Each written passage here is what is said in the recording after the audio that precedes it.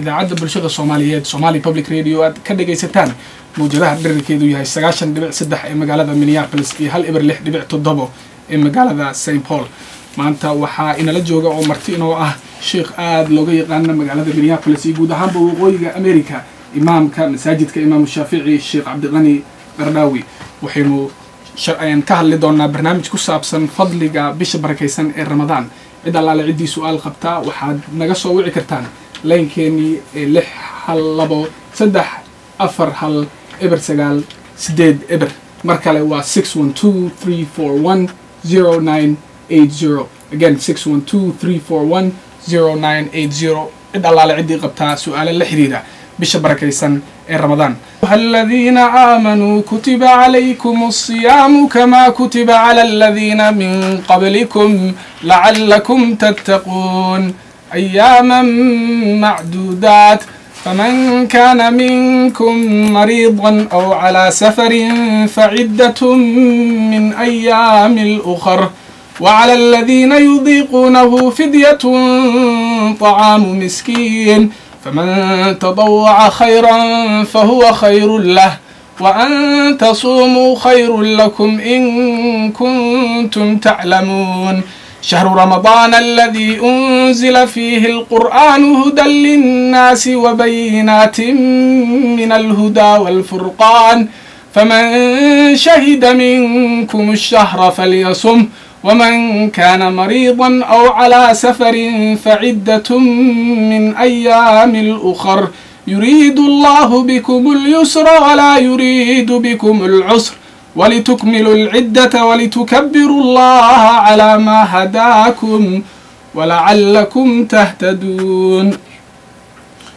وتير كمد أهتيرك إسلامك وواجب لقرب شخصي والباء مسلم أهي إن أوجتو. haddaba sidee baynu uga faa'iideysan karnaa bishan barakeysan ee Ramadaan? maxay tahay waxyaalaha buriyo qofka soonkiisiyo? maxay tahay saameynta ay ku yeelato soonka ama bisha Ramadaan bulshada, caafimaadka, dhaqaalaha iyo wixii la xiriiraba? haddaba si aynu u darisno dhammaan mowduucyadaasi waxaa inala jooga sheekh aad looga yaqaan magaalada Minneapolis iyo guud ahaan waqooyiga America. waa imaamka masaajidka Imaam Shaafici ee ku yaala xaafadda Cedar Riverside ee magaalada Minneapolis. waa Sheikh Cabdiqani Qardaawi. ugu horeyn aan kugu soo dhaweeyo idaacadda bulshada Soomaaliyeed ee Somali Public Radio. barakallahu fiikum, jazakumullahu khayr. ugu horeyn aan ku hormarno fadliga bisha barakeysan ee Ramadaan. Ramadaanka muxuu yahay? maxay tahay sababta waajib looga dhigay qof walba oo muslim ah inuu soomo? bismillahir rahmanir rahiim, alhamdulillahi rabbil alamin, wassalatu wassalamu ala rasuulillahi wa ala alihi wa ashabihi ajma'in. waxyaalaha looga dhigay waajibka آيات أخرنيسي بارك الله فيك إلهي سبحانه وتعالى المريو أيان نوشيك الله سبحانه وتعالى وحليه يا أيها الذين آمنوا كتب عليكم الصيام كما كتب على الذين من قبلكم لعلكم تتقون. دتك مؤمنين تاهو إلهي سبحانه وتعالى وحوليه وحل ذي واجب يلي بشا رمضان كنا صنطان كما كتب على الذين من قبلكم سيدي أمدين كهرية لو فرضي أو كلام كبعدي مركي فرضيات قفوا كصبحوا الله سبحانه وتعالى وتصي إنه قفك عبسك يلي لعلكم تتقون. وواجب نصارى قفك مسلم يلي بعد بشهر رمضان صون كذا. وانقرتي إن أنت بدن دين الإسلام كنية الشخصية يا إن أدبحاد أما وحيالها أقومه يمسن كم ده أعماش قفك مسلم كأي ولا إيمان كرو مركا إن صونك نيدو ما قفك إنه نيستا مالنت الرئيسة mise waa in maalin walba marka habeen walba inuu qofka ku niyeystaa inuu soomayo subaxii. bismillahir rahmanir rahiim. saa sheegtay niyadu waa waxa amal kala saara, amalkiisa mustahabka, amalkiisa waajibka waxa kala saara niyada weeyaan. مثلا bisha ramadaanka soonkeeda ama soonka waajibka ah qofka waxa la doonayaa habeenkii inuu niyeysto. qofka isagoo habeenka hadaan niyeysan oo waagu bariyo qofka isaga maalinta waa soo celinaya, maalinta iyadaahi qofka u xirmayso. ama soomka sunnada ah صومك السنة ده واجب ما هنا نيسته هدي أبرقدي سوق عضو مثلا إلا من الصبح لذا سوق عضي أضواء حقنن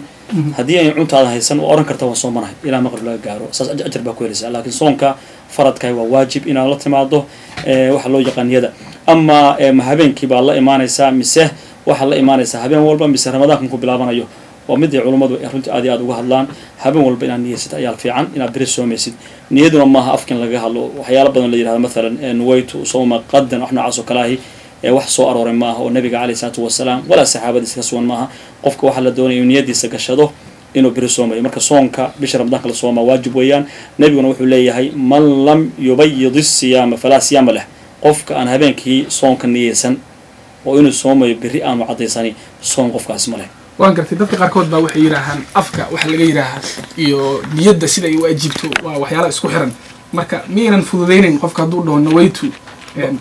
جزاك الله خير سيدة وحنا ودي عبادة هاي علماء وحي لهذا عبادة وتوقيفية توقيفية واحد هذا النبي عليه الصلاة والسلام لقى راعي نبي قوم حسن يجري مرة وحي عبادتها قفكم مركو الدنيا دي وحياها السمينة يو وحضون قفكم الله إيمان كان لكن مركو عبادتها هاي واحد الله في رياء متابعة النبي صلى الله عليه وسلم نبي عليه الصلاة والسلام سمي هدي أنا نبي عليه الصلاة والسلام الله تماضه تام عنا ذو حنا قلنا النبي عليه الصلاة والسلام أنا بكعين بدن marka nabiga waxa laga soo gaaray in nabigu niyeysan jiray aanu ku hadli jirin saxaabada sidoo kale taabiciinta sidoo kale marka qofka waxa la rabaa inuu ku qanco waxa nabiga calayhi salaatu wasalaam sameeyo ah qofku inuu niyeysto oo qalbiga niyeysto waan gartay waa farad waa waajib shakhsi walba muslim ah laga rabo ma noo soo koobi kartaa waxyaalaha buriyo waxyaalaha buriyo oo badan yihiin waxyaalaha loo yaqaan mufsidaatu siyaam waxa jira qayb la isku waafaqsan yahay iyo qayb la isku waafaqsanayn haddii la yiraahdo laga wada sheekay dhamaantood runtii waqti badan u baahan tahay laakiin waxaan isku dayay inaan soo gaabiyo waxyaalaha la isku waafaqsan waxaa ka mid ah cuntadii iyo cabitaankii iyo jimaaca waxa loo yaqaan ama galmada waxa loo yaqaan ama ninka oo haweenis la seexda iyo qofka oo mataga iska keena isagu mataga waxa weeye waxa loo kala saaraa laba nooc qofka hadduu mataga iska keeno ama gacanta geliyo ama mataqaana wax mataga iska keeno qofka isaga soonkii maalinta waa ka jabaya ama haddii soonku yani mataga kasoo qaali noqdo qofka isugu iska keena ka yimaado qofka isaga soon ka jabi maayo waxyaalaha qofka soon ka jabina waxaa ka mid ah xaydka waxa loo yaqaano ama istixaadada oo gabadha ama dumarka ku dhaca gabadhu hadday maantana soo soomanayd maalan tusaale ahaan maantana ba soo soomanayd afurkii markuu ka dhiman yahay 5 daqiiqo haddii caadada ka timaado maalinta waa soo celinaysaa soonka maalinta waa ka jabay maalinta maalin kale soo celinaysaa waxay ka mid tahay marka waxyaalaha jabiya soonka ka mid tahay inta haddaan sheegay oo waxyaala isku waafaqsan yahay inay soonka jabiyaan waxaana lagu daraa waxa weeye ka mid waxyaala isku waafaqsan yahay irtidaag waxa loo yaqaan qofka oo diinta Allah subxaanahu wa ta'ala ka noqday isagoo islaamaha maanta oo sooman ayuu diinta ka baxay soonka waa ka jabay qofka soo celinay haddaba waxaa jira marka waxyaala badan oo culimadu isku khilaafeen inay tahay soonka ma kaa jibinayo mise ma kaa jibinayo waxaa ka mid ah xijaamada waxa loo yaqaan toobinka ama qofka dhiig badan qof siiyo kale culimada jumhuur ulama loo yaqaano imaam Shaafici wa Ahmed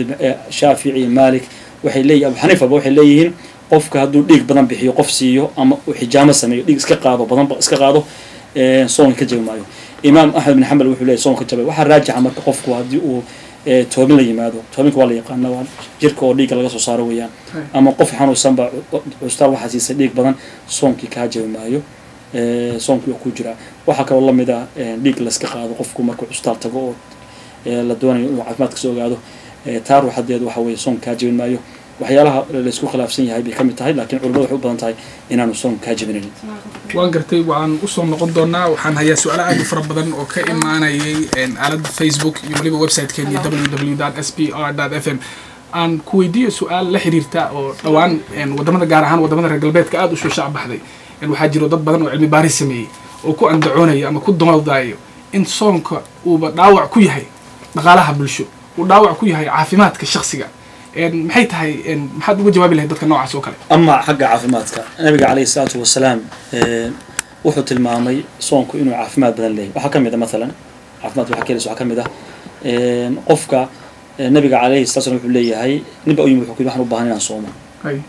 ama waxa ii sheegtaa camal يعني أضف يعني نبي عليه الصلاة والسلام وحيري فعليك الصيام فإنه لا مثل له صوم كان كوه جاي صوم كحول كان مجرى الدنيا هذا عافمات كا متكستان وقت صوم كحول كان مجرى وحكى له جرى قفك مثلا ممكن يريه هاي وشهوة بدن ليه أو حاسين أما قبل أن يرتها هاي وحاس من لهين نبي عليه الصلاة والسلام عافمات كيس أما عافمات كده وين الصوم نبي يقول لي هاي يا معشر الشباب من استطاع منكم الباء فليتزوج قف كده يعني كم ده أو يعني أو ذن الجورسده ويحكوا جورسنا هيستا هجورسده أما قف كان هيسن ووحو كرسي هيسن نبي وحو يجري هالصوم قف كاسي فإن له وجاء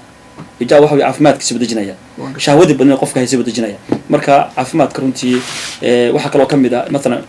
waxa loo yaqaan sokorta maanta qofku dhacda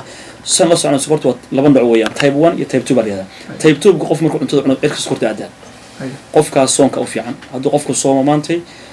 type 2 na qabo sokorta waa degaysaa hoos bay imaanaysaa marka qofka oranaya soonku caafimaadku ma fiicna qofka isaga waa qof aan aqoon badan lahayn bal waxa la oran karaa qofka isaga waxa fiican dib u noqdo dib u fiirsho waxyaalaha maaragtay qofka caafimaadkiisa u fiican dhanka dhaqaale iyo gaar ahaan dhanka productivity-ga gaaladu waxay yidhaahaan bulshada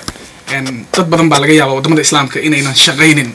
bisha ramadaan qaybo ka mid ah marka taa miyaynan dhaawacaynin dhaqaalaha horta bisha ramadaanka waa la shaqeeyaa si ogna weliba waa xilliyada ay u shaqo badan yihiin sababto ah waxaad garan kartaa haddaad tagto waddanka soomaaliya oo kale ama waddamada islaamka kale casarkii laga bilaabo ilaa habeenkii shaqa socota laga gaarayo sucuurta laga gaarayo ha noqoto shaqadaasi shaqadii maqaxiyaha iyo wix la mid aha ama ha noqoto shaqooyinka mataqaana la isticmaalo marka dadka banaanka soo baxaan sida maarata waxu naqaana bibitada loo yaqaan ama cafe shop noqday badanaaba ramadaanka lamaba xiraba caalamka islaamka marka qofka yirahda iyadana dhaqaale lagama helo qofkaasi waxaa leenahay bal dib hu noqdo oo waddanka ha tago insha allahu tacaala waan gartay dhanka arrimaha bulshada iyo isu soo dhaweynta bulshada aniga waxaan ka mid ahaa dadka ku tukaday masaajidka iyo shalay oo kale dad fara badan baa kasoo qayb galay salaada maqribka muslimiinaha marka ma la oran karaa waa muslimiinta waa isu soo dhawaanayaan bisha ramadaanka waxyaalaha culimadu yiraahdaan waxaa loo jiday ramadaanka wax ka mid ah ramadaanka iyo xajkaba mathalan qof yani maalqabeena baa jira oo billions haysta qofkaas maalinta inuu gaajada dareemaa la doonaya kii yani waxbaan haysanna gaajada maalinta uu dareemaya soo maarti way siman yihiin xajkana waa la mid oo waxaa lasoo wada gelinaya ninkii lacagta lahaa iyo kii faqiirka lahaaba laba goor soo qaadanaya bannaan booda istaagaya inay ogaadaan baa la doonaya bulsho ahaan inay alla subxaana wa tacala sameeyeen marka xataa dhinaca bulshada marka loo fiirsho ramadaanku waxyaalaha qofka kor u qaada weeyaan marka in laga maarmaan way la ogaado waxaana intaas siday macnaha fadaaisha uu leeyahay aw tiro badan ramadaanku oo nabigu leeyahay man saama ramadaana iimaana waxtisaaban qufira lahu ma taqaddama min dambihi oo arrinkaas laga maarmaanta qofku inuu ku baraarugo ramadaanka ka raadiyo meel kasta uu maaragtay caafimaad ka heli karo alla subxaana wa tacala uga dhawaan karo dhegeystayaal halka aad nagala socotaan waa idaacadda bulshada soomaaliyeed Somali Public Radio aad ka dhageysanaysaan muujadaha 90.3 ee magaalada Minneapolis iyo 1.7 ee magaalada St Paul ma qabtaa su'aal oo ku aadan mawduuca ku saabsan ramadaanka ma qabtaa su'aal ma qabtaa comment any feedback waxaad soo wici kartaa telefoonkeeni 612 ama 612-341-0980 waxaa nala jooga sheekh aad looga yaqaano magaalada Minneapolis iyo guud ahaan waqooyiga America waa sheekh Cabdiqani Qardaawi allaha ajar iyo xasanaad allah ka siiye sheekh Cabdiqani aan su'aalaha dhageystayaasha barnaamijkeeni ee horey noogu soo gudbiyeen haddii aan qaar kula wadaago waxaa ka mid ah su'aal uu dhageystana soo weydiiyey oo ku sugan dalka China Saciid Baxwal wuxuu su'aashaasi ay tahay muxuu noqonayaa xukunka qofka sooman oo aan salaada tukanayn bismillaahir rahmaanir rahiim qofka isaga oo sooman oo aan salaada tukanayn soonka saxba kama jiraan لأن وحنا لدوني قفك أركان الإسلام الله سبحانه وتعالى وتيرك والإسلام كنه راعه ولي ماذا صلاتنا وتيرك يعني الأورن كرومان تدين الإسلام وتعهم وته قفك هذا الصوت كنا قفك إسرائيل وحبك مجرى علوم وكذا وذن قفك صلاة كتجي حالك سمحية قفك هذا الصلاة وكتجي عاجز أما وهو بينه تكذو لكن هو سكداي وكتجي قفك إسرائيل وقف عاصي ودم بدك كجرا وياه أما هذا قفك أمسين أنا أقولها هم بقى قفك إسرائيل إسلام كستو شيء أنا قفك عاصي دين توقبح waan gartay su'aal kale oo nooga timid dhageysta kale oo isla meeshaasi ku sugan ayaa waxa uu leeyahay baaritaanka dhiigga qofka oo xaalad caafimaad darteed isbitaal u tagay oo dhiiggiisa la baaray ma burinaysaa ramadaankiisa ama soonkiisa bismillaahir rahmaanir rahiim dhiigga la iska qaado faraha ama halka xubinta laabka la iska qaado sida qofka maarta badanaaba sokorti marka laga qaadiyo kale taas arrimaha noocaasi soonka ma jibiyaan oo wax la qaadi karo sameyn karo weeyaan qofkii markaas ay u qabsatay laakiin badanaaba wax lagu taliyaa bisha ramadaanka dadku inay ma iska dadaalaan caafimaadkooda hore isu tijaabiyaan waliba walaalaha waxaan yiraahdaa bisha ramadaanka markay ka dhiman tahay dhowr bari rag iyo mid kasta waxa fiican inuu istijaabiyo macna fiiriyo caafimaadkiisa sokortiisa inuu fiiriyo fiican inuu maarta dhiiggiisa maarta karka wax loo yaqaan iska baara fiican maadaama bisha ramadaanka la galay waliba caalamkan maanta inuu joogno waxaan malaystay 10 saac soomana 18 saac qof soomana haddii qofkaasi yani markuu caafimaadkiisa wax la ku dhacaan marka ramadaanku intaanu bilaabo qofku waxaan ku baraarujiyaa oo aan jeclahay inuu caafimaadkiisa baaro soo ogaado insha Allah waan gartay waliba su'aalaha kale aan ku weydiiyo dhageysta la yiraahdo Jojo Maxamed ayaa waxay tiri ama wuxuu yiri maxay tahay fidyada laga rabo haweeneyda inay soo guddo maalmaha aynan soomin bisha ramadaan su'aasha saas bay u dhignayd haddii tahay gabadh safar uga tagay maalan safar bay ku jirtay gabadhu oo way soo afurtay ama way xanuunsaneed xanuunkaas noqdo xanuun caadi ah ama xanuunkii dumarka ku dhici jiray noqdo waxa loo yaqaan xaydka loo yaqaano aayaadka akhrinaysa barakallahu fiika Allah subhanahu wa ta'ala wuxuu leeyahay fa'iddatu min ayaamin ukhra waxa la doonayo qofkaas maalmo kale yimaado marka qofka noocaas kala fidida laga rabo haddii ay ka wadin yani fidiyada qofka laga rabo qofka maalan isagoo jimaac sameeyay maalintaas ama mataqaan haweentii oo ninkii isu tagay oo sooman fidya qofka ka imaan laakiin ama qof isaga afray caad isaga afray oo ramadaan soo ku jira ama safar ama xanuun afray qofka maalmo kale laga doonayo fidya laga qofka isaga waa gartay qofka kas uga tagay maalinta inuu ma laga rabaa qofkaasi inuu soo gudo hadduu rabo inuu toobad keeno qofka isaga waxa watan laga marmaana qofka kas uga tagay ramadaan inuu ogaado dambi kabaa'ir qofkaas ku dhacay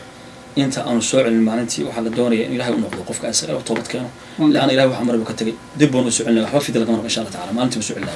waan gartay su'aal kale dhageysto ku sugan dalka Malaysia yang oo magaciisa leeyahay yang qays ayaa su'aal kale weydiiyo oo yiri adoo sooman gabar xiriir bas idin ka dhaxeeyo ma la sheekaysan kartaa maalinta bismillaahir rahmaanir rahiim nabiga calayhi salaatu wuxuu leeyahay sideedaba in la iska ilaasho qofku markuu sooman yahay إذا كان في يوم أحدكم وكما قال دي مالتي قف سومية فلا يرفث ولا يسخب يان أفهم الإيمان يان رباط الإيمان أرجع سوحة كم بدأ مركا قف مركا الله ليس هنا أذكر على سوحة الله قفك يعني قلبي يسوي جدنا والرباية نبي عليه من لم يدع قول الزور والعمل به فليس لله حاجة من أن يدع طعامه وشرابه قفك هذا كتجن هذا الكحول كه الله يهذا الكمتق نبته كه الله صوم كيسين ومتدك كتو إلى هذا كمله هذا قفك أو عيس أو حرير عادي وهذا اللسان وسيد متقنا إسرائيل وهذا اللسان أرنك إسقى دماله لكن واحد الدنيا هي يخضع بالقول وحلو يقان قفك هذا الكتجلعيه أم هذا الله كفتنا قف دبو كان إنه لي ما قفك ولكن نقرأ سعتان إذا عدى الصومالي Public Radio عد كده جيستان 90.3 FM in Minneapolis يهال إبر اللي حدبع تضبط مقالة سين بول وحنا للجوجا الشيخ عبد الغني قرداوي إمام كمساجد كإمام الشافعي حافظ سير ريفرسايد مقالة مينيابوليس شيخ عبد الغني أن ولسي كويديو سؤالها إن اللي سوي دين دقيستياشيني إنه وقت سو كلا درين ويب سايت كني يولب بيج كني إن كلنا هاي فيسبوك الصومالي Public Radio إن دقيستا يا وحنا سوي دي سؤال dadka talaalka joogtada ah qaato sida allergiga iyo wixii lamid ah ma istalaali karaan iyagoo sooman bismillaahir rahmaanir rahiim irbadaha qofku qaato laba loo kala saaraa mesela taada shayga irbada talaalka wixii lamidka ah iyo midda loo yaqaan falanbada ama tan talaalka wixii lamid ah ama irbada lufta qofka daawo ah oo sida maartay daawo madax xanuunka kale wixii lamid ah ama xanuun hayay qofka ka jabinaysa taasi ka jabin mayso maartay soonkiisi ama falanbuhu qofka waxa uu wuxuu gelinaya energy ku gelinaya marka hadii qof walba isticmaalo soonka jabay insha Allah waan gartay hadii aan hadeertan u noqono adiga meelo badan baad ka hadashay oo mawduucan la xiriiro oo mawduuca ramadaanka su'aalo badan baad dabcan lagu weydiiyay su'aalihii adiga kugu yaabka badnaa maxay kamid ahaayeen bismillaahir rahmaanir rahiim waxa jirta waxyaalo badan oo dadku u haystaan inay khalad tahay laakiin aan khalad ahayn oo soonka in loo weydiiyo ama dadku u haystaan beenay maartay tahay waxyaalo soonka jabiyo waxa kamid ah mesela ninku haduu haweenadiisa dhukado mesela tusaale ahaan waxa dhici karta qofku inuu dad badan aaminsan yihiin in gabadhu soonka jabinayso ninkii koow haduu dhukadana ramadaankii maartay ka jabayo waxay culimada fuqahada leeyihiin horta dhukashadu uu ninku haweenadiisa dhukado ama haweentu ninka dhukato soonka jabmaayo sababta nabiga calayhi salaatu wasalaam baa sameeyay Aisha radiyallahu ta'ala anha sameeyay soon kaliya ma hatta waxaan jabaynay hatta hadii ay weesa qabaan oo kale waxa arkaysa matqan Soomaalida nin maartay haweentu u dhibayso koob shaah idana kor ay qabanayso isna hoos qabanayo maartay si ay weesada ku jabin wala mid ah marka kamid maaha waxyaalaha weesada jabiya nabiga calayhi salaatu wasalaam Aisha waxay leedahay tuna dhunkado ayuu salaada sii gari jiray marka in loo wada fiican inay kamid yihiin waxyaalaha salaada jabiya raggeedu bistaabanaya ama hadii shahwar soo taabanayo waa gaar yado laakiin qof gacantu kaaga dhacday ama adoo wax u dhiibay taabatay weesada qof ka jarmayso soonkuna la mid weeyaan حتى علماء waxay gaarsan fuqaada marka fiiriso sida madahib fuqaha loo yaqaan oo kale ninku haduu haweentiisa taabto iyadoo aan markaas waxba ka iimaanin ama jiif la tagin arrinka isaga soonka xataa ka jabin maayo laba u kala qaadan hadii inzaal yimaado inzaal waxa wax ka yimaadaan ila sharciga islaamka marka laga sheekeynay laga xishoodo ma moogta hadii inzaal yimaado oo ninku yaani wax ka yimaadaan oo kale marka soonka ka jabaya laakiin hadii kaan wax ka yimaado waxba ka imaanin soonka ka jabin maayo insha Allah marka laga fiican ku sidoo kale soonka ma jabiso haweentaada gacanta saartay soonka jabin insha Allah waan gartay bisha ramadaan ama soonka ayaa mar walba waxa la xiriira zakada oo dadka intooda badan ay isweydiiyaan zakadu maxay tahay ma noo sharxi kartaa zakadu waxa ay tahay iyo sababta loogu farad looga dhigay muslimiinta in ay bixiyaan zakada bismillaahir rahmaanir rahiim zakada waxa loo yaqaano ilaahay subhanahu wa ta'ala kitaabka isku fardiyay in dadka muslimiinta ah qof kasta nisaab waxa loo yaqaano xoolihiisu gaaraan laba shadii baa loo sameeyaa xoolaha nisaab waxa la yiraahdo yani miqdaar ay gaarayaan inta hadii qofku haysto zakadu bixinaya shardiga labaad waxa leeyahay hawl macnaheedu waxa weey inuu sanad ka soo wareegay miqdaar battery intaas maxay tahay macnaheedu macnaha mesela hadaad haysato 20 ari oo kale mesela haddaad ka yar haysato waxba ku waajibi maayaan ariga waxaan malayna 40 yihiin 40 ari haddaa haysato ama 40 ari haddaa haysato wixii ka yar waxba ku waajibi maayaan marka nisaab baa liyaadan gaar weeyaan lacagtana sidoo kale weeyaan waxa haddaad haysato 85 garaame oo dahab lacag goysa $1 loo fiirinayo 200 la fiirinayo waxa la fiirinayaa lacagtaad haysataa ma tahay inay goyso 85 garaam oo dahab ma goysa haddaad haysato lacag goyso 85 garaam oo dahab zaka ku waajibaysa lacagtana waa inaad sanad hayso haysi waa gartay aan kaa dhexgala adoo raalli ah 85 garaam battery dad badan baan la soconin qiimaha dahabka marka waa imisa dollar haddaad hadda waa in la jagaray wala fiiriyo weeyaan waxaan malnayaa halka garaam inuu 40 meelahaas dahab yahay $40 inuu malnayaa suuqa in joogno waxa ku dhufanaysaa marka 85 garaam lacagta soo baxda waan gartay ilaa dhowr kun weeye haddaad haysato baa zaka ku waajibtaa laakiin haddaad $100 haysato ama $1 haysato zaka ku waajibaysa lacagta waxa loo fiirinaya waxa weeyaan lacagtan haystaa inkasta waa leekaatee ma tahay mid goysa 85 garaam oo dahab haddii lacagtaadu goyso 85 garaam dahab kow shardi labaadna waxa weeye sanad haysatay zaka ku waajibaysa rubuc ushur baa bixinaysa rubuc ushur waxa weeye lacagta haysatay 10 baad u qaybinaysaa meel kamid 4 baad u qaybinaysaa meel baad bixinaysaa markaa waan gartay waxaan arkaa dad badan oo yiraahdo warniyo $25 sanadkan oo zakada iskama bixin marka 25ka maxay tahay qof waxa ka soo qaadan $1 oo kale qof haduu haysto bay waxa ka baxaysa lacagtaas baa ka baxaysa laakiin $1 marka loo fiiriyo qaabka wax loo zakeeyo zaka kama baxdo zakada waxay ka baxaysaa lacagtaada haysato inkastoo mawduuc balaarin zaka badan iskada badan tahay lacagtaada waa inay 85 garaam dahab goysaan waan gartay zakadu maxay tahay ujeedada laga leeyahay zakada zakada ujeedada laga leeyahay waxa weeyaan sida quraanku tilmaamay maalka ninka laga qaaday maartay dadka maalqabeynka waxa loo celinayaa dadka fuqarada loo celinayaa dadka fuqarada ay maartay helaan waxay maartay naftooda ku toosiyaan ayaa la doonaya ilaahay uma waayin wax siiyo adiga ku siilata nawal uu imtixaamaya qofka maalkana waa la imtixaamaya sababta waxa weeyaan ilaahay lacag buu ku siiyay kuwana waxa ma siin taa macnaheedu alla u waayay ma laakiin adaa u fiirinaya sakaday lacagti xoolihii inaa ka bixisaa doonaya nabi xadiis wuxuu ku leeyahay inna lillahi ibaadan yakhussuhum bil maali ilaahay subhanahu wa ta'ala wuxuu leeyahay adoomo uu lacag gaar siiyay xoolo gaar u siiyay tukaan buu furay lacag buu siiyay wuxuuna saa u sameeyay xoolo u siiyay wax kala maahane limanaafic ibaad adoomada in waxtaraan weeyaan hadday waxtar waayaan alla wuxuu waa laga soo wareejinaya waxa loo galay lacagti qolof kale wax bixinaysa marka sakada يعني أحكام تيجي وحكم إذا قفكوا مارتين وجاده هذا العقد هايستو يعني حلقة واجب نقنص. في وشرعي قفل بالجربة مركز قرمي بالجربة قفك إنه بحيز كده. بدنا بس سومال بحث هذا بيل بسمستر سومال ليرا دقو ليرا لو يقانو. مركز هذا حربين العقد هذا في رسوا حلقة كسوقش حلقة قال مجرته. حلقة كسوقش مثلا هذا العقد ممكن كسوقش مانتي. طبعا يكون بعد هيسي إلى سنة بهيسي. رمضان ككلامك اللي جاره بيكون واجب يعني سكر. ذكر إنك كبحيسي. أنا كبحساوي. حلقة قال مجره. العقد هذا هل سنة كسوفير هايسي لكن العقد مثلا تبونكم ما يستمانتي يسوق شيء لا بلود كبعد ما العقد يعني خرج كذا يقبح ذي أفر بلود كبعد تبونكم لا يسوق شيء تبونك يكونوا هراء العقد حول جامر ويبح العقدس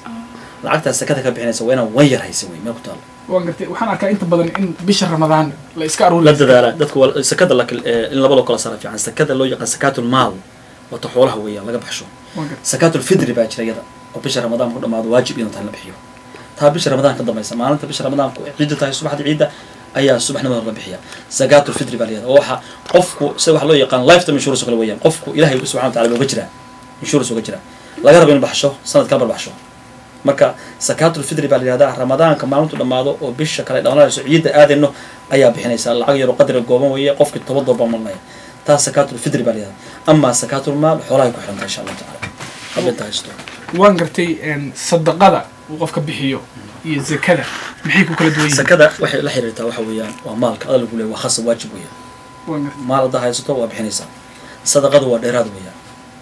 هذا مارتي حبلا علو لهن بس كبحنيسا نبي نحدث بحكي كل هي يقفكم مركو $1 بحشو إلى هبقى عنده وقفته بدكته وقفته ونا برباري وبديه مركو سيادة ويا نبي حدث بحكي سوق برا رجنا إسكال البحية أما صدقة البحية مساكن ثلاثين نبي بحكي صباح والبلا ملك بسودجه صباح والبا اللهم لك باي ماذا مدوح الله له قفك محبحي والسيادة سي وحب بحي وحكلا وبدل سي كلنا وحول الله قفك بحولها يستوى حب بحن إله يفخرك وحسبابي مركب الصدقة وحلو يقان هو السيادة ويان وحب واجب حكومات تاس لكن هذا لدينا مساكين تيسي صو ما تكون بحسب لها خير ليه ساجدك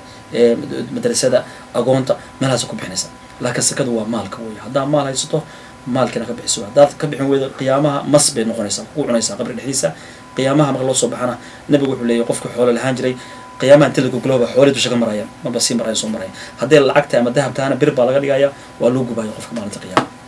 waa sakaatul maalka markaas waan gartay dhanka soonka iyo waxyaalaha buriyo adiga iyo noo sii faahfaahinayo noo sii faahfaahin kartaa waxyaalaha mataqaanaa la isku khilaafsan waxa kamid ah runtii la doonayo in la ogaado oo dad badan waxaan u keenayna waxa weeye su'aalaha nagu yimaada oo badanta waxa loo yaqaano istimnaaga waxa loo yaqaano qofka waxa laga yaabaa in Ilaahay subhanahu wa ta'ala ku fidnayo waxa loo yaqaan istimnaaga waxa la yiraahdo qofka oo shahwadiisa gacantiisa keeno ama raga noqdo dumar noqdo diinta islaamka maxay ka qabtaa yani soonku muxuu keenayaa dad baa wuxuu qabaan waxyaabo noocaas oo kala ah inay soonka jibinayaan maadaama ay gaarsisnayn waxa galbadan loo yaqaan ama jiifka loo yaqaan gaarsisnayn sida xoog badan waxa weeyaan waxaasi salaadaadi ay soonkaaga wajibinaysaa bal waxay noqonaysaa dambi weyn aad ka shibin noqonaysaa marka waxa la doonayaa qofku inuu ka waantamo iska ilaaliyo waxa jira waxyaalo lagu soo daro مثلا cunto ma dhamin kara marka loo sooman hooya waxa haysta caruur haysta ama qofba cunto wuxuu karnaa qof jiran soon lagu lahayn ama qof da'weyna soon lagu lahayn cunto karnaa ina u dhadhamiso cuntadii soon ka jeelmayso waa dhaminaysaa ma la qeyso tufaysa sababta waxa soonka buriya waxa weeyaan wixii dhuunta gala weeyaan ama sanka ka gala Allah nabi xadiis wuxuu ku leeyahay waxa la weydiiyay luqluqashada nabi wuxuu yiri baaliq fil istinshaq illa an takuna saa'iman sandaarsiga waxa loo yaqaan marka way saqalaan sanka biyaha la gelinayo ku xeel dheerow xilliga caadiga illa ina soomantahay mooyee hadaa soomanta ku xeel dheerada biyaha laqdo waa afuraysa marka dhadhamiska waxa la dhaminayo aadan afka arabka dhuunta sii gaareen soonka ka jabin ma insha Allah ta'ala bacd ulama sida Imam Nawawi rahimahullah ta'ala waxa uu leeyahay xanjada oo kale uu leeyahay hadeen deecaan lahayn macaan waxanjada geedka loo yaqaan oo ay googo'ayn xataa qofku inuu calashado wax dhib oo keenaysa ma jirto buu leeyahay marka waxyaalahaas waxyaalo la xiriiraan ma taqaanaa fiqiga la xiriira oo la doonayo qofka muslimka iska ogaado la doonayo marmaanta waan gartay ka waran Colgate ko kala ama daawooyinka lagu brush karay dhimma insha Allah ta'ala Colgate waxa loo yaqaan qofku ma laqayo qofku waqtigeeda waxa la doonayo inuu iska ilaaliyo inuu dhunta wax laqo afka inuu wax kale isla madiiday luqluqashadii xilliga qofku sooman yahay oo wasa qaadanaysid waa luqluqanaysaa soo nabi xilli kasta oo wasa qaadanayo luqluqan jiray gacmaha dhaqaysa marka uu horeysa qof markuu wasa qaadanay ka bacdi wajiga intaada aadin nabiga waxa sunno ahayd inuu sanka marin jiray afka luqluqashadu waa caadi marka yani cadayguna waa caadi weeyaan galin damaha noqdo ama galin hor noqdo qofku waa cadaynaya marka waxyaala afku haro hahda iyo la midka ama Colgate ka leeyahay ama cadayga caadiga leeyahay arrinkaas dhimo leh waxa kale la mid ah qubayska waxa laga yaabaa dadka qayb ka mid yihiin ama bacd fuqaha ay qabaan in galin dama qubaysan karin soonka wax qubaysku diiday ma jiraan galin kora qubaysan kartaa kan dama qubaysan kartaa in la isku adkeeyo diinta Allah subhanahu wa ta'ala oo adkeenin in isku adkeyso lama doonayo marka in arrimahaas kulli qofku ku baraarsunaado waa laga marmaa way insha Allah waan gartay aad iyo aad baad u mahadsan tahay su'aalo kale oo la xiriira dhanka taraawixda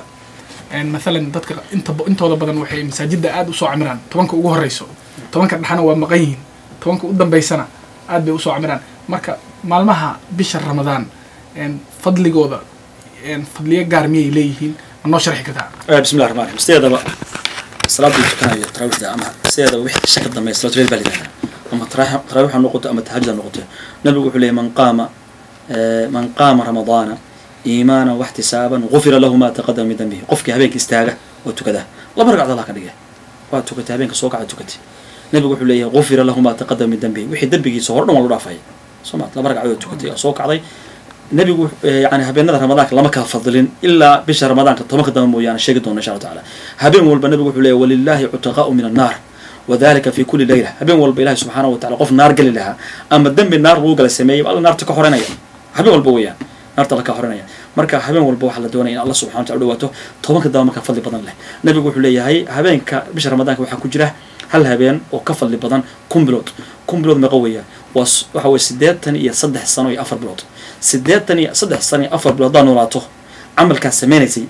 83 sano sameeynayay waxa ka fiican habeenka amalka sameeyso Soomaaliya halka habeen soo jeeday amalka sameeyso ka fiican hal habeen kaliya marka habeen waxa ku jira lama yaqaano waa la qari si tobanka dana u soo jeedo marka si aad u hesho habeenka ka fadli badan ama ka qiimo badan 83 sano waxa la doonayaa in habeen walba waxa weeye aad soo jeedo oo cibaadaysato alla u dhawaato alla quraankiisa akhrido wala ka marma weeyaan Sheekh Cabdiqani aan kugu soo noqdo mar kale fadliga bisha barakeysan Ramadaanku waa muhiim waa bishii la soo dejiyay quraanka waa bisha kaliya lagu xusay quraanka magaceedii maxay tahay faa'iidooyinka kale ama fadliga kale uu Ilaahay dadka ku siiyo bisha barakeysan ee Ramadaan oo aan bilaha kala jirin بسم الله الرحمن الرحيم جزاك الله خير فضل يدا waxaa kamida Ilaahay subhanahu wa ta'ala hadis qudsi nabiga alayhi salatu wa sallam wuxuu leeyahay Ilaahay subhanahu wa ta'ala wuxuu leeyahay kullu amal ibn adam lah illa as-siyam fa innahu li wa ana ajzi bih yad'u da'amahu wa sharabahu wa shahwatahu min ajli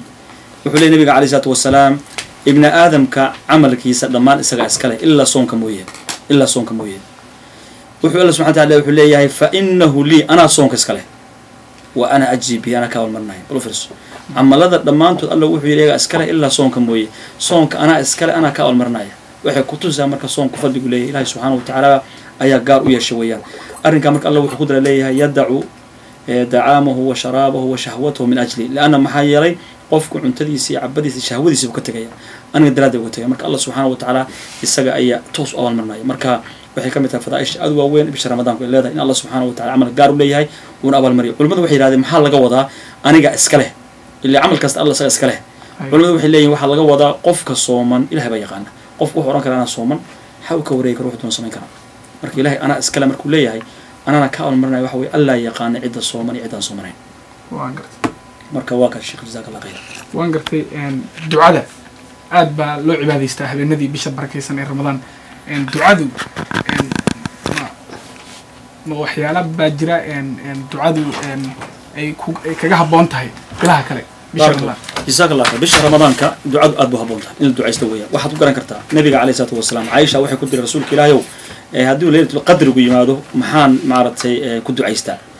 waxyaalo aan ku ducaysto gaar ah sheeg haddii habeenka leeyahay qadrigu yimaado ilaa la ducaystaa loo baahan tobanka dambe siiba ducada la badiyo weeyaa nabigu wuxuu waxa taa Allahumma innaka afuun tuhibbul afwa fa'fu anni inta ku ducayso marka Aisha radiyallahu ta'ala anha ku celin jirtay ilaahayow yani aduu waxa tamid cafida jecel baa tahay isagii cafi waxa kale oo garan kara aayadda akhrinaysi Abdul Qudus khayr la ku siiye waxa ka dambeeya wa idha sa'alaka ibadi anni fa inni qaribun ujibu da'wata da'i idha da'an falyastajibu li wa yu'minu bi la'allahum yarshudun bilay ramadaanka yani aayadka ramadaanka marka laga soo hadlay waxa lagu xijiyay wa idha sa'alaka ibadi anni fa inni qaribun hadii adoomadeeda ka weydiiyaan aniga u sheeg waan dhowahay ujibu da'wata da'i idha da'an marka ibarayaan baryadan ka ajiiba لكن محل رب الوشدي فليؤمنوا بي فليستجيبوا لي وليؤمنوا بي هاي أجيبين أنا هاي يلان وواحد أمري هاي يلان هنا يرميان لعلهم يرشدون ممكن دعاء ولا جمرما ويغفلوا دعيسته ودعاء بدي ولا بشهر رمضان الله جمرما إن شاء الله تعالى وأنقرتي سؤالك لو دير هذا ولا حريرة وحيالها بري رمضان ك هوين إذا يو لينكا إن يسوق تجان بشهر رمضان هبينكي ملبني مبنانته ramadaanka marka wuxuu soo maray maraaxil kala duwan buu soo maray marxaladii hore uu soo maray inay isu tagaan ma banaaneen bisha ramadaanka qofku inta uu afurayo xilliga afurka ilaa cishaa la haystay haddii mar cishaa la gaaro mac salaama aan jirta habeenka lama ogoleen ilaa Umar bin Khadaab habeen haweentiisii binaha saas kale ugu turunturooday iyadoo markaan la ogoleen habeennimadii ka bacdi buu nabiga calayhi salaatu sheegay marka Ilaahay subhanahu wa ta'ala baa banay marka waxa kamid markuu leeyahay fal ana bashiruhunna fabtaqu ma kataba Allah lakum الله تعالى مانتي laga bilaabo u taga haweenkiina Ilaahay wax idin ku qoray carruur ka raasay marka habeenkii saas loo banay laakiin marka hore sharci ahaan ma banaaneen marka waxay kamid tahay yani waxyaalo la doonayo qofka inuu ogaado arrinka ayada insha Allah ta'ala uur kale waxa su'aalo badan yihiin oo la yiraahdo mesela gabadha uur kale iyo gabadha maartay nuujinaysa haday Soomaal maxay sameeyaan waa arrin runtii culimada fuqahaada loo yaqaan aad isu weydiiyeen xaasilkeeda waxa weeyaan haddii gabadhu sanadkan dhashay mesela oo ay nuujisay inay soo celisaa loo qaatay haddii gabadhu laakiin isku nuug samayso mesela isku nuug weeyaan sanadkan bay dhashaa kan kale dhashaa wixii isku soo gargaaray ramadaankii ama iyadoo nuujinaysa ama iyadoo uur leh inay afurta baa loo banaayahay yani loo ogol yahay afurta loo ogol yahay booskii yani ay soonkiina waxba soo celimaysee waxay bixinaysaa fidya bixinaysaa arrinkan waxa qabar badan saxaaba ah xadiis ku soo aroorna waa jira oo leeyahay nabiga kaleey salaatu wasalaam Ilaahay subhanahu wa ta'ala waa ka nusqaami waa ka ruqsiyay haweenta uur kale iyo tan ilmaha nuujinaysaba soonkii waa ka nusqaami marka way afuraysaa bisha Ramadaan ku afuraysaa hadhow soonkii waxba ma soo qaleynaysaa waxay bixinaysaa wax loo yaqaan fidya fidyadu waxa soo gudaysa weeyaan waxay siinaysaa bixinaysaa marka fidya wax loo yaqaan fidya waxa weeyaan masaakiin bay qudanaysaa 30 habeen 30 miskiin bay qudanaysaa baad mahadsan tahay wax kale ugu dambeyntii maxaad ugu baaqi lahayd dadweynaha ka dhageysanaya idaacadda Somali Public Radio dadweynaha waxaan la horta ka horeysaa walaalaha idaacaddan ka shaqeeya rag iyo dumar gabdho iyo wiilba Ilaahay subhanahu wa ta'ala khayrka aad noogu talagashay maanta dadkana gaarsiino إلهي وحن كبرينا إنه معنات قيامة ينسيه خير كإسقاهي الله وحن كبرينا إذنك والدكم الله ينتم بدافه وح إلهي سبحانه وتعالى ودي السلام مرادك وحليدين الله سبحانه وتعالى نسيه أنت واحد سيدر تذكر والله من السنة يجا وحلنا هاي وقصوا قصتين نجستان موضوعا برنامج كان يجا إلهي سبحانه وتعالى المريو وحلا جمع رمانا بشر رمضان كان كجرنا بشاني إلهي بيقان إلى كارثة بش ضمن وأنا موقف قف كمسلم كان لدوني وكفاية ديستو هذا عفماتك سو قارت إلى عفماتك سي إنا سنت لدوني واحد يعجر ترجع السلف كان مضمر كسلف كحسين جرين بشر رمضان هم كذا ما تو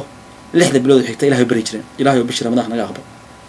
لحد بلودوس وكحكتنا رمضان كحكتنا وح أورنجرين إلهي بشر رمضان كارسي لأن عمل كأسمين يصير بشر رمضان هو عمل عادي قالي هويا نبي يقول حديث كله هي قفك الصومة وهالله ضد بدافع بل النبي حديث كله هي ضدك الصوم كبدا معناته القيامة الباب قال ليه كنا لما كلا صوم كله يجي ميل قال لقلنا الله وحول لي أين الصائمون وركوب سوم جرمية ولا قلنا والله حراية يقوم بالو أول مرة ما كبشر رمضان كفاية السنة وحكوا لك مرمان قرآنك بشهر رمضان كشهر القرآن باليدا وإن لا آخر نبي يقول لي إن الصيام والقرآن يشفعان لعبد يوم القيامة قرآنك يصوم كبا قفك وأشفع على القيامة شفاعة واحد لقى قف نارجل لها بيوحي لإلهي قفك ويسوء آخر نجري إلهي قفك ويسوء مجري يلا نوخشف عقبال يا مكة نفط إذا يديك موحى لي هاي بشان كفاية سنة والله سبحانه وتعالى أعلى وأعلم جزاكم الله خير. بعد ما تنتهي وشيخ عبد الغني قرناوي إمام كان مسجد إمام الشافعي يكوي الله حافظ سيد الريفرسايد إلهي أجر يا حسنات الله كاسيو سيدا عاد وقت جايين نوغلا سوق يبقى شيء ونفائدي سي بالشدة الصومالية وكان دقي سنة سيدا عاد الصومالي بصومالي